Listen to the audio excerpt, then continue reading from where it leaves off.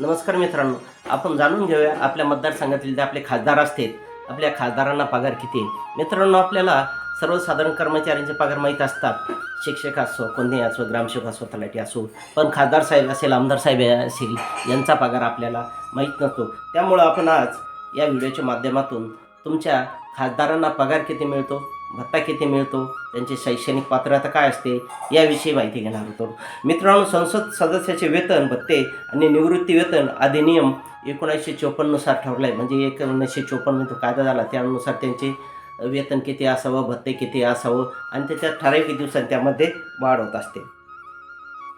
मित्रांनो, आपण जर बघितलं तर जे तुमचे खासदार असतात, तुमच्या मतदारसंघात जे प्रतिनिधित्व करतात जिल्ह्याचं, त्यांचं पेमेंट हे एकूण म्हणजे त्यांना मूळ बेसिक म्हणजे मूळ आपण वेतन म्हणतो ते त्यांचं 1,00,000 रुपये मित्रांनो. आणि त्यांना एकूण 1,30,000 रुपये म्हणजे त्याच्यात प्रवास भत्ता आला, मतदारसंघातील फिरण्याचं आलं, त्यांच्या ऑफिशियलचं भाडं आलं, त्यांचे जे कर्मचारी असतात ते आलं आणि 1,30,000 तो असा म्हणजे एकूण 2,30,000 रुपये हा त्यांचा एकूण महिन्याचा पगार असतो मित्रांनो. म्हणजे 2,30,000 रुपये वेतन 1,00,000 आणि 1,30,000 हे भत्त्याच्या माध्यमातून असे 2,30,000 रुपये तुमच्या खासदाराचा मित्रांनो पगार आहे.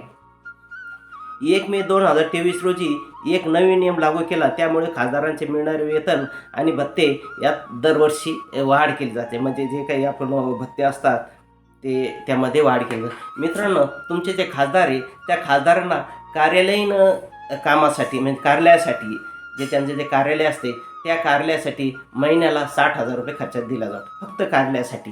जसं आपण जर बघितलं एखादा एक कर्मचारी असेल त्याचा महिन्याचा एकूण पगार 60,000 रुपये असतो. पण खासदार साहेबांना त्यांच्या कार्यालयासाठी महिन्याला 60,000 रुपये दिले जातात मित्रांनो. आता त्यांचं झालं मूळ वेतन 1,00,000 रुपये. तसेच काही वेळेस संकट आले, समजा उदाहरणार्थ कोविड आलं, कोविडच्या काळामध्ये त्यांचा पगार थोडा 30% कमी झाला होता. म्हणजे कोविड एक महामारी आपल्या याच्या देशावर आली होती, तेव्हा त्यांनी त्यांचा पगार हा 30% कमी झाला होता. मित्रांनो, त्यांना टपाल असतं, टपाल खर्चासाठी म्हणजे एक ऑफिसमध्ये टपाल म्हणजे इकडून तिकडे पाठवण्यासाठी त्यांना टपाल खर्च हा जवळपास महिन्याला 20,000 रुपये त्यांना मित्रांनो टपाल खर्चा जातो. टपाल खर्चाची आता काही जरूरत नाही, कारण आपण जर विचार केला तर आता सर्व काम फॅक्सच्या माध्यमातून, ईमेलच्या माध्यमातून होत असतात. तरी पण त्यांना महिन्याला 20,000 रुपये टपाल खर्च मित्रांनो देण्यात येतो. आता मतदारसंघाकरिता म्हणजे तुमचे खासदार महोदय साहेब जर दिल्लीला असेल, दिल्लीहून जर तुमच्या मतदारसंघात यायचे असल्या पुढं मतदारसंघ जर त्यांना फिरायचं असेल तर तुमच्या खासदार साहेबांना महिन्याला 70,000 रुपये दिले. म्हणजे ते फिरू अगर न फिरू पण त्यांना मासिक म्हणजे 70,000 रुपये महिन्याला त्यांना तो हा खर्च दिला जातो. मित्रांनो, प्रतिदिन त्यांना जे बैठक असतात, संसदेचं जे एक लोकसभेचं अधिवेशन असतं, संसदेचं अधिवेशन असतं, त्या अधिवेशनासाठी हजर राहण्यासाठी त्यांना मित्रांनो प्रतिदिन 2,000 रुपये हे दिले जातात. म्हणजे आता आपण तर उदाहरणार्थ 2,000 रुपये त्यांना दिले जाते म्हणजे आपण त्यांना त्या ठिकाणी उपस्थित राहण्यासाठी निवडून देतो. खासदार उपस्थित राहणं हे त्यांचं कर्तव्य आहे, तरी पण त्यासाठी उपस्थित राहिल्यामुळं त्यांना प्रतिदिन 2,000 रुपये हा खर्च मित्रांनो दिला जातो. आणि एका सर्वेनुसार मागच्या 2 वर्षाच्या काळामध्ये म्हणजे आजपासून मागच्या 2 वर्षा काळामध्ये जवळपास 200 कोटीपेक्षा जास्त खर्च हा खासदारावर खर्च झालेला आहे मित्रांनो या 2 वर्षा काळामध्ये. कारण आपण जर बघितलं त्यांना भरमसाठ असं वेतन असतं, महागाई भत्ता असतो, मतदारसंघात फिरण्यासाठी ते त्यांचे ते कर्मचारी असतात, ऑफिससाठी त्यांना एवढा मोठा असतो. आणि विशेष म्हणजे ज्या ठिकाणी ते दिल्लीत राहतात, दिल्लीमध्ये ते त्यांचं ते राहण्यासाठी आलिशान बंगला असतात ते त्यांना फ्री असतं मित्रांनो. आणि ठराविक पण काही जे एक युनिट आहे म्हणजे जे लाईट बिल असतं, लाईट बिलामध्ये सुद्धा त्यांना एक मोठ्या प्रमाणात सवलत असते मित्रांनो, ते गव्हर्नमेंट भरत असतं. जसे ते वैद्यकीय खर्च असतो, तो वैद्यकीय खर्चसुद्धा या गव्हर्नमेंट ते असेल त्यांच्या फॅमिलीसाठी गव्हर्नमेंट त्यांना एक सुविधा देतं मित्रांनो. त्यानंतर देशांतर्गत म्हणजे देशात फिरण्यासाठी त्यांना एक 34 वेळेस विमान प्रवास हा फ्री आहे. म्हणजे एकूण वर्षात 34 वेळेस ते विमानानं फ्री प्रवास करू शकतात मित्रांनो. तसेच त्यांना जे रेल्वे असते AC क्लास हा पूर्ण त्यांच्यासाठी फ्री असतो. म्हणजे ते रेल्वेना पूर्णतः फ्री फिरू शकतात. तसेच मित्रांनो त्यांना एस टीमध्ये सुद्धा एक राखीव सीट त्यांच्याची असते. पण तुम्हाला माहिती आहे खासदार आमदारासाठी ते एक विधानसभेसाठी सदस्य राखीव यांच्यासाठी त्या ठिकाणी 2 नंबर 3 नंबर काहीतरी असे खिडक्या एस टी ते किनलेल्या असतात. पण मित्रांनो आतापर्यंत तर मी नाही कधी खासदार एस टीनं फिरलेले नाही. कारण त्यांना पगारच एवढा भरमसाठ असतो 2,30,000 त्याच्यापेक्षा अधिक. बाकी तुम्हाला तर माहीत असेल बाकी काय त्यांचं कमिशन असतं ते वेगळे ठेकेदार कुठे लागले. पण हा मूळ वेतन हा त्यांच्यावाला 2,30,000 रुपये असतो मित्रांनो. आता आपल्या देशामध्ये जी लोकसंख्या वाढलेली आहे, मतदारसंघ मोठे वाढलेले आणि त्या लोकसंख्येनुसार हा खासदाराची संख्यासुद्धा वाढत असते. आता काही काही मोठे जिल्हे समजा अहमदनगर असेल किंवा मुंबईचे काय मुंबईला 6 ते 7 खासदार आहे, नगरसारख्या 2 ठिकाणी खासदार आहे. पुन्हा आता जवळपास ही संख्या 850पर्यंत एक खासदारची संख्या जाणार आहे. आज जर बघून आपण तर 543 हे लोकसभेचे खासदार आहेत आणि अजून पुन्हा त्याच्यात वाढ होऊन एक मोठा बोजा आपल्या सरकारी तिजोरीवर पडणार आहे. सरकारी तिजोरीवर म्हणण्यापेक्षा आपल्या सर्वसामान्यावरच हा बोजा पडणार आहे. कारण हा जो काही जरी पगार झाला कोणाचा जरी सरकारी कर्मचाऱ्यांचे अधिकारी पगार असेल हे सर्वसामान्यांच्या तिजोरीवर म्हणजे उदाहरणार्थ आपण जे कोणत्या एक वस्तू खरेदी करू त्यावर GST लावले जातो. GSTच्या माध्यमातून वगैरे कर गोळा करून हा खासदार साहेबांच्या पगारासाठी दिला जातो मित्रांनो. त्यामुळे परत आता त्याच्यावर जवळपास वर्षाला 1,500 कोटी रुपयाचा अतिरिक्त भार पडणार आहे. आता जवळपास आपल्या इलेक्शन 2029ला लोकसभेचं इलेक्शन येईल आणि त्यामध्ये पुन्हा खासदाराची वाढ होणार आहे. त्यावर जवळपास तिजोरीवर 1,500 कोटीचा भार हा वर्षाला पडणार आहे आणि तो सर्वसामान्य जनतेच्या एक टॅक्सच्या रूपानं त्यांच्याकडून गोळा केला जाणार आहे मित्रांनो बाजाराला दरमहा आपण जर बघितलं तर 2,30,000 रुपये पगार मिळतो. पण त्याच्या व्यतिरिक्त अनेक असे काही भत्ते मिळतात मित्रांनो.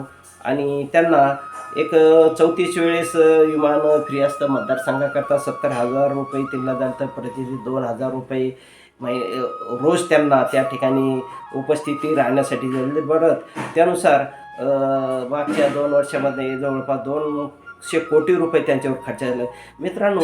आणि एवढं झाल्यानंतर फक्त एक टर्म जरी खासदार निवडून जरी आले समजा एकदा जरी खासदार म्हणून निवडून आले मित्रांनो तर त्यांना आयुष्यभर पेन्शनही दिलं जाते. आता तुम्ही विचार करा आपण जिंदगीभर ड्युटी जर करतो तर कुठे ST कर्मचारी असेल सामान्य MSB महामंडळाचे कर्मचारी असते त्यांना मित्रांनो 2-3 हजार रुपये पेन्शन दिली जाते. पण हे खासदार साहेब एकदा जरी निवडून आले तर 5 वर्ष जरी त्यांनी खासदारकीचा कालावधी जरी केला तर त्यांना वर्षाला पेन्शन दिली जातो. महिन्याला मोठ्या प्रमाणात पेन्शन दिली जाते मित्रांनो. आता खासदाराच्या वाढीमुळे तिजोरीवर मोठ्या प्रमाणात भार या ठिकाणी पडणार आहे मित्रांनो. आपण जर विचार केला तर या खासदारावर जो पगार खर्च होतो ना मित्रांनो तो पगार हा जो कर्मचारी आहे ते रात्रंदिवस बिचारे कर्मचारी जरी काम करत असल्या तर मग बघितलं असताना पण कोविडच्या काळामध्ये असेल किंवा इतर आवश्यकते वेळेस आता उन्हाळ्यासुद्धा मध्ये काही शिक्षक असेल त्यांना कोणत्या ना कोणत्या प्रकारची जनगणना वगैरे कोणते काम लावून दिलं जातं. पण त्यांना असं काही वाढीव काही मिळत नाही. पण खासदार साहेबांना हा पगार महिन्याला 2,30,000 रुपये आणि हा सर्वसामान्याच्या तिजोरीवर बोजा पडतो मित्रांनो. आणि एवढं करूनसुद्धा आपण जर एक विचार केला जे आपण गव्हर्नमेंटचे कर्मचारी साधा शिपाई जर व्हायला जर लागले मित्रांनो तर आता त्या शिपाईची पात्रता बघितली जाते. कमीत कमी 10वी-12वी पास हा शिपाई भरला जातो मित्रांनो. आणि एक विशेष म्हणजे आता आपण जर खासदाराचं बघितलं तर त्यांना कुठलीही शिक्षणाची अट नाही. म्हणजे देशाचा कारभार चालवतात. जे देशांच्या आपल्या मतदारसंघातील जे प्रश्न आहे ते लोकसभे मांडतात, राज्यसभे मांडतात. पण त्यांची काही त्या ठिकाणी पात्रता तपासली नाही. त्यांची फक्त एकच पात्रता तो 25 वर्षे त्याचं वय पूर्ण असावं आणि तो भारताचा नागरिक असावा. त्या ठिकाणी त्याला कोणत्याही प्रकारे शिक्षण विचारले जात नाही मित्रांनो. मला माझ्या शिपाईसाठी जर 10वी पास जर लागत असेल तर खासदारासाठी सुद्धा एक मोठी शिक्षणाची आट राहिल्या पाहिजे मित्रांनो. कमीत कमी जो लोकप्रतिनिधी निवडून देतो त्या लोकप्रतिनिधीला कमीत कमी तरी इंग्रजी भाषा समजायला पाहिजे मित्रांनो. आपण जर बघत असेल तर लोकसभेमध्ये एक हिंदीतूनच पूर्ण कामकाज काही वेळेस इंग्रजीमध्ये सुद्धा कामकाज चालतं. आणि अशा वेळेस तो 7वी-8वी जर अनपढ खासदार जर आपण निवडून दिला मित्रांनो तर तो त्या ठिकाणी काय करणार आहे फक्त तो नंदीबाईला येऊन मान हालाचं काम करेल. त्यामुळं शिक्षणाची पात्रतासुद्धा यांना अनिवार्य ठेवायला पाहिजे. कमीत कमी ग्रॅज्युएशन यायला पाहिजे. चांगल्या प्रकारे हिंदी बोलता यायला पाहिजे. आता तुम्ही तुमच्या मतदारसंघातल्या खासदारचा विचार करा मित्रांनो. त्या माणसाला हिंदी तरी बोलता येते का?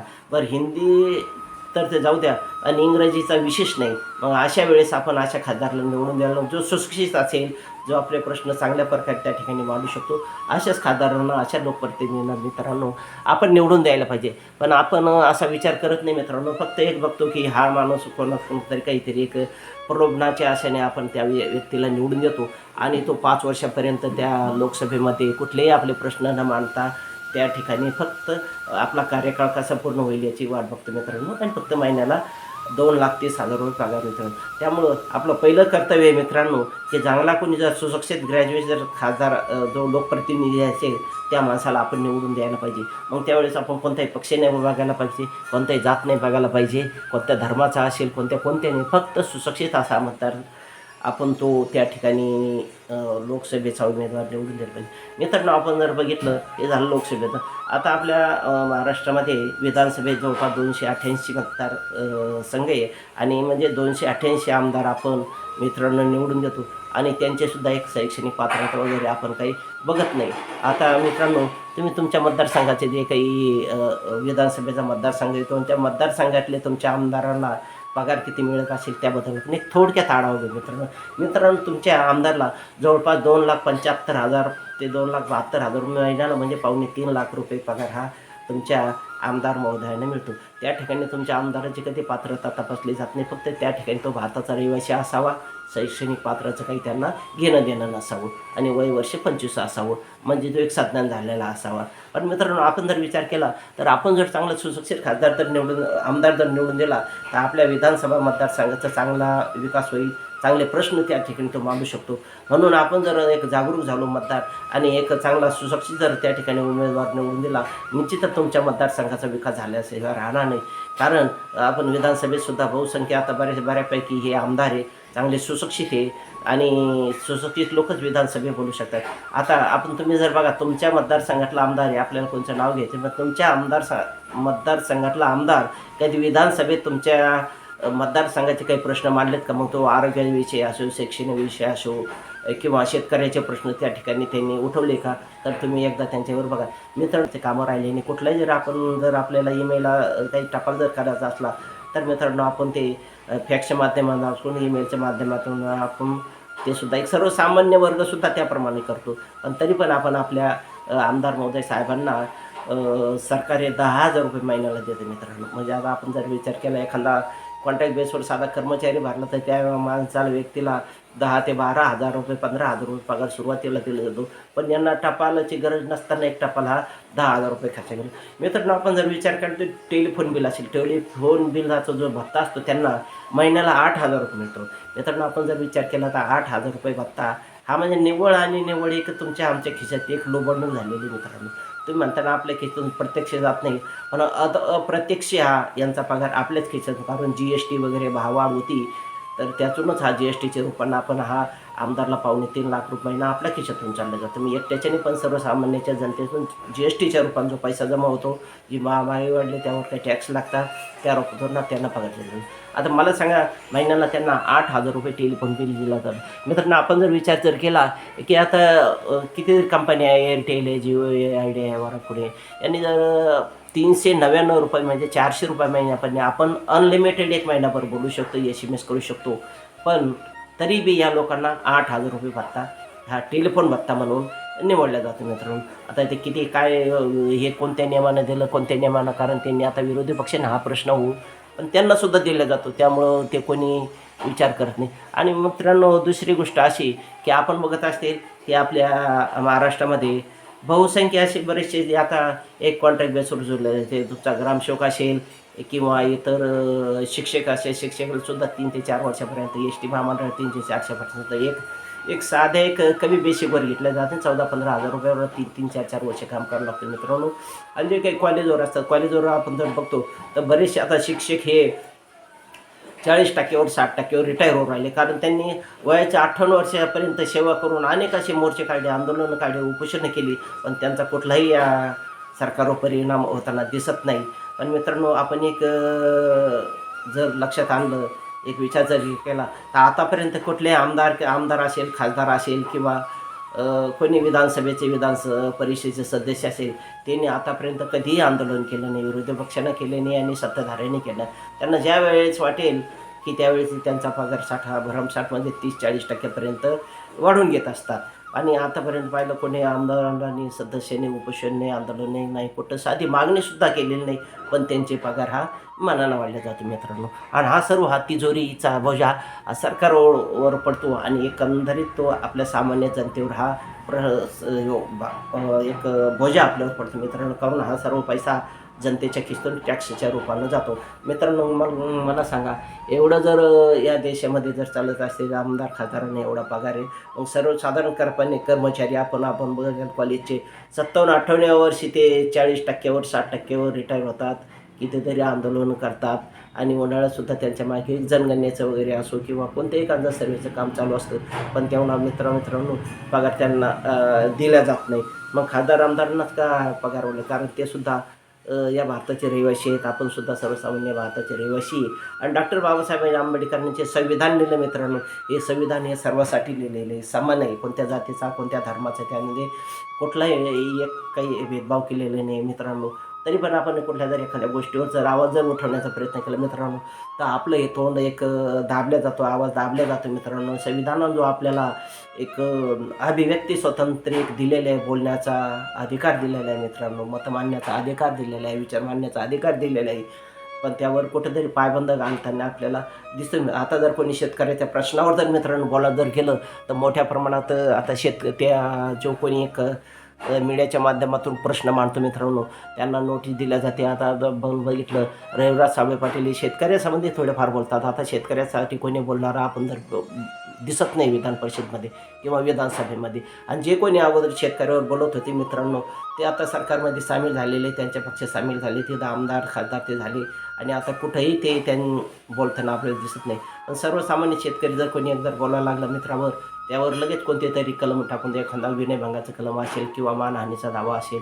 आता रविराज साबळे पाटील मानहानीचा दावा टाकला, 1.55 कोटी रुपयाचा दावा टाकला मित्रांनो. आणि परत आपण विचार केला तर त्यातून जर त्यांचं तोंड बंद होत नसेल तर पुन्हा विनयभंगाचं नोटीस.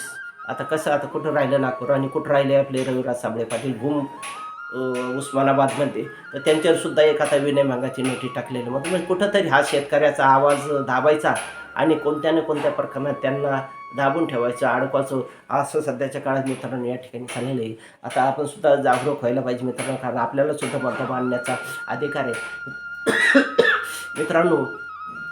या चॅनलवर असे नवीन व्हिडिओ बघण्यासाठी तुम्ही गगन भरारी चॅनलला तुम्ही सबस्क्राईब ठेवा, कारण नेहमीप्रमाणे जे काही व्हिडिओ होते तर त्या व्हिडिओची इंटिमेशन तुम्हाला मिळेल. त्यामुळं गगन भरारी चॅनलला सबस्क्राईब करा, लाईक करा, शेअर करा आणि हा व्हिडिओ जास्तीत जास्त शेअर करा. आणि मग सर्वसामान्य आपण तो मतदार असतो, त्या मतदारांनासुद्धा समजायला पाहिजे की आपण महाशय निवडून देतो, ते आमदार असेल खासदार असेल, ते आपल्यासाठी काय करतात, किती वेळेस मतदारसंघात ते चक्रा मारतात आणि किती लोकांचे प्रश्न ते विधानसभे मांडतात, जेणेकरून ते स्वतः त्या तुमच्या आमदार खासदाराला बघतील माणूस विधानसभेत कार्यक्षम आहे किंवा लोकसभेमध्ये कार्यक्षम आहे की सुशिक्षित आहे किंवा नाही आहे, हे त्यांना समजेल. त्यामुळे ह्या व्हिडिओला जास्तीत जास्त शेअर करा मित्रांनो. आणि असेच नवीन व्हिडिओ बघण्यासाठी या चॅनलला सबस्क्राईब करा मित्रांनो. थोडा व्हिडिओ मोठा झाला त्याबद्दल मी माफी मागतो मित्रांनो. आणि असेच नवीन व्हिडिओ बघण्यासाठी या चॅनलला सबस्क्राईब करा. धन्यवाद मित्रांनो.